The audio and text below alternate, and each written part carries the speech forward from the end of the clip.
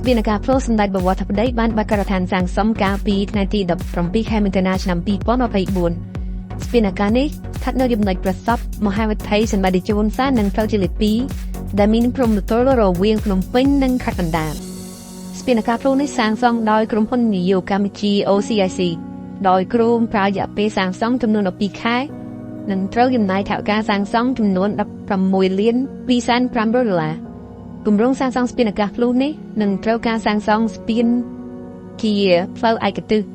ដោយស្ពានទី1មានទិសដៅតាមបណ្ដោយមហាវិថីសន្តិជនសែនឆ្លងកាត់ផ្លូវជាតិលេខ2ឆ្ពោះទៅអាកាសយានដ្ឋានអន្តរជាតិជោ